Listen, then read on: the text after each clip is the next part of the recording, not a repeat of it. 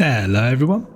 This is a character that I'm currently writing about in my story. They're pretty hard, they're a soldier, and if you'd like to know how I did it, keep watching.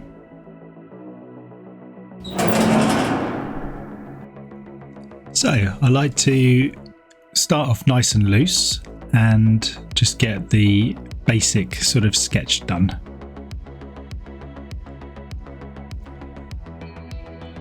And also I like to get the hands as organised as I can.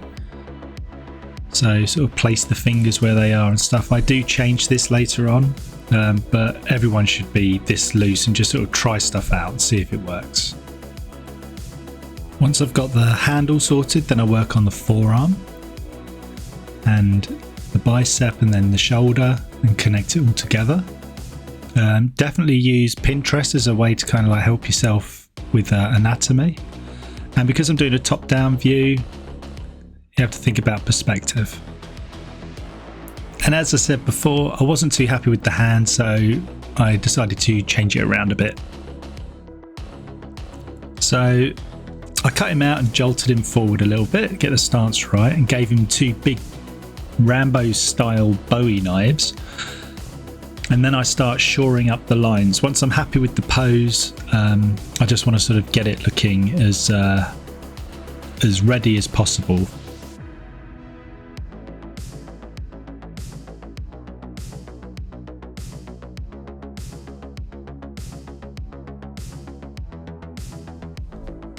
The next phase was I want to do some creepy hands because he's fighting monsters, but I want them to be shadows.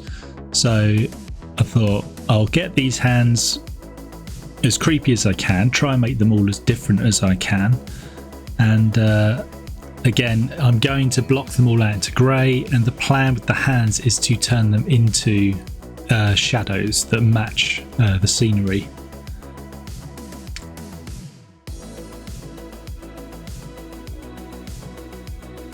Yeah. Yeah, they're quite weird. So I get a floor backdrop, which is a nice tile floor, and then I start blocking them in. This makes it easy to attach a clipping mask. Experiment with making them into shadows as well. So now I'm just doing the costume. And I'm doing the shoulder pads. I went onto Pinterest and I looked up aliens characters because I just wanted to get like a sort of believable body armor and sort of look for any consistencies in how they're designed. So they like to have a lot of sort of dangly bits on, or pouches, all these sort of tactical useful things, I guess. I like the bandage on his forearm, shows that he's already a bit war torn.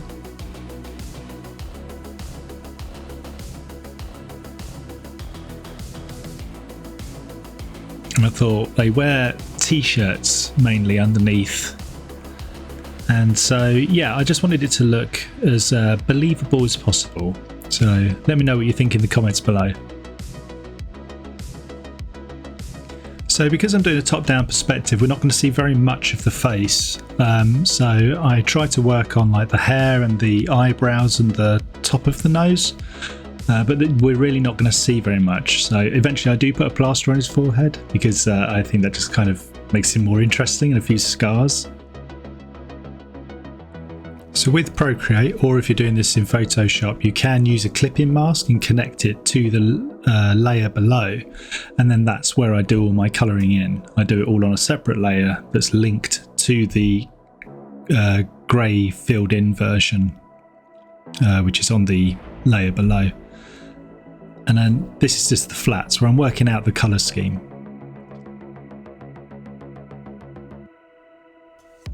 Next, I like to work on the light and shadow. Sort of just think about where the light's coming in, which is easy because the floor's got the light on it already.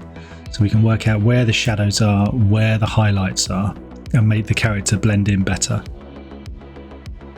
In this section, I'm just working on the shadows, trying to get them to colour match basically to the ones that already exist.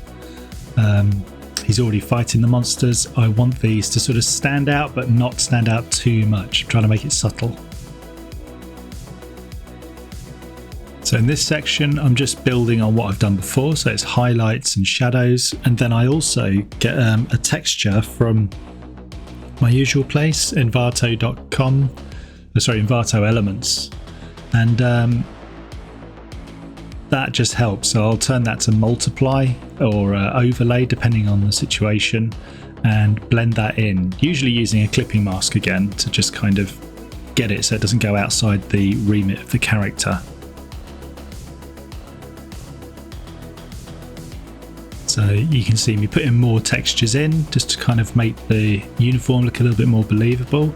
And so here I'm just doing touch-ups, basically playing around with a few shadows, a few bits of light, and trying to blend more and blend more and blend more. So my brush is getting smaller, things are starting to get tighter and tighter.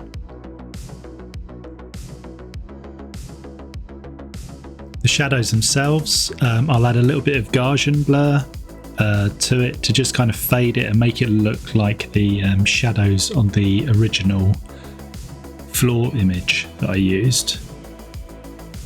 So I'll look at the edges of the shadow on the floor and try and match that with the Gaussian blur.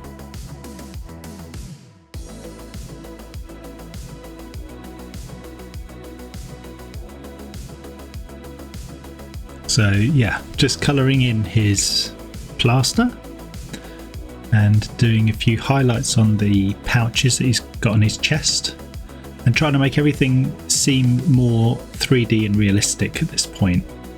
So trying to sort of blend his feet into the ground and make sure that the light is catching where it should be. So it'll be along his floor, it'll be along his thigh and over his arm, because the light is coming in from that window that we can't see. I work on the vein in his bicep as well. Again, trying to sort of keep it a bit subtle, not overdo it, and just try to sort of think about, you know, like the blades of the knife and everything else that's going on.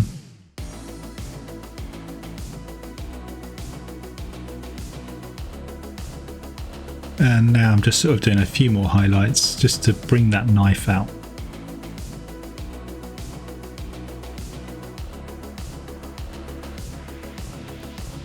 So yeah, and then I do the blade, which makes it all look nice and sharp, and then I work on the glint and some atmospheric dust as well, just to kind of make the room look really realistic.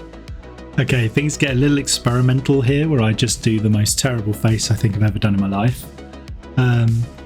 So don't worry, I rectify it and I put everything back to the way it was. But I just wanted to try and see what kind of face I could come up with, and it is truly hideous. So I will put you all through it as well. I tried desperately to salvage it, and it's just, no, this is just not happening. So enjoy.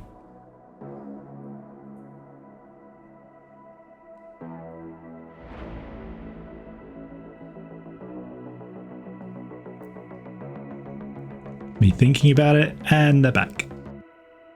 So after that nightmare, I get back on it and start playing around with finalizing things, shoring up some of the lines, and doing some color overlays just to make it look a little bit more realistic, a little bit more grainy, a little bit more believable.